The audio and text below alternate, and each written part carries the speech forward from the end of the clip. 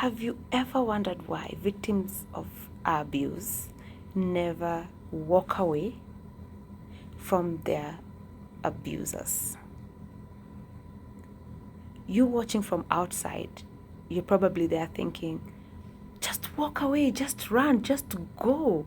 Why are you still tolerating all this abuse? Why are you still going back to a house that you're being beaten? Why are you still going back to a narcissistic home? Why are you still entertaining these abusive tendencies? The verbal abuse, the emotional abuse. And most of the victims tend to first be silent about it. There is usually a shame that is connected to the abuse, and the victim tends to think it's their fault. They tend to fault themselves and think probably they have done something to deserve what they are going through, to deserve the beating, to deserve the verbal abuse, to deserve the emotional abuse. And so at first they go into silence and they carry all this pain by themselves. And when they start talking about it, coming out about it, and even telling friends or family, while you might be seated there and think, then walk away. This person will kill you. This person has tried. What you don't know is that the abuser usually have a manipulative power over the victim, and they always make the victim feel worthless. And so the self-esteem of the victim becomes almost non-existent. And so they thrive in that. They thrive in the fact that their victims don't have any self-worth.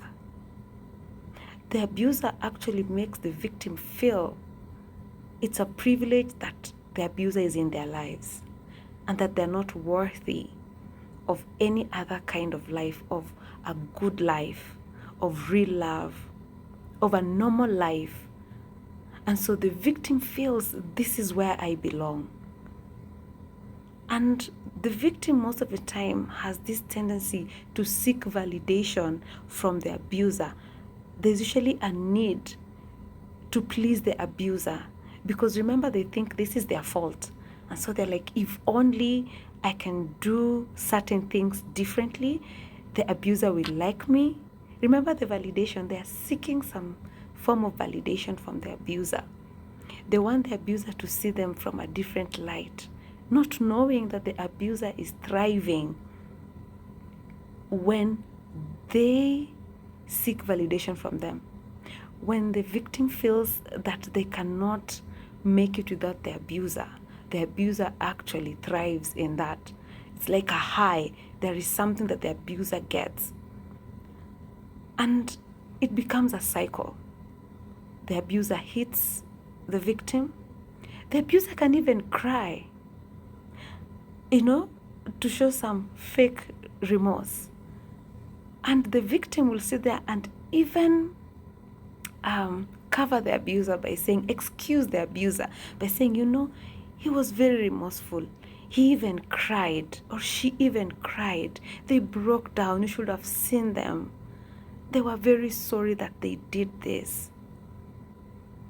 In actual sense, they were not.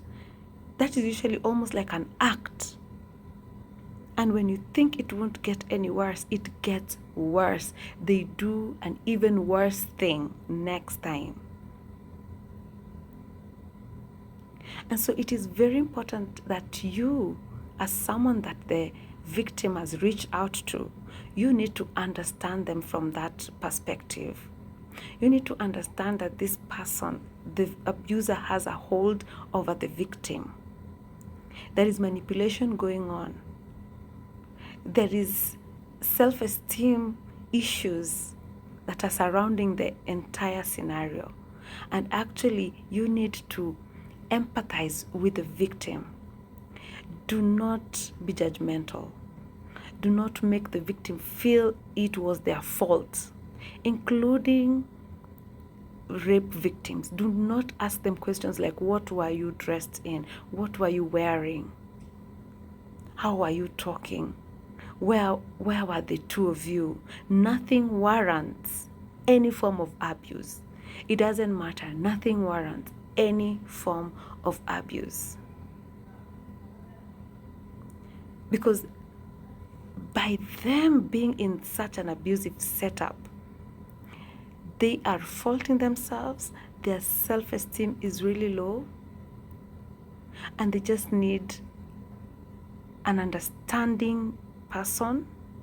They need somebody to tell them they are worthy of a normal life, a real love, that they can reach out for help. Encourage them to seek professional help. Encourage them to seek therapy, to seek counseling, especially if you're not one, if you're not a counselor, if you're not a therapist. Encourage the victim, if it's a friend or a relative, to seek professional help, because counselors and therapists, they know how to talk to the victim, how to help the victim see their self-worth. In the meantime, be an encouraging friend or relative, Let them know that you care and that you're there for them, and whatever decisions they want to make, you will stand by them. Let them know that if they want to walk away, you will be there. You will not judge them. You will understand. When they are ready to report any form of abuse, let them know that you will stand by them. Let them know that you will not be the one to backbite them and speak ill of them to other people. So be that good friend.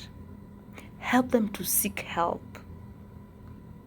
Show them that it is possible for them to live a normal life, that they are not worth any form of abuse, and that they did nothing to deserve any form of abuse.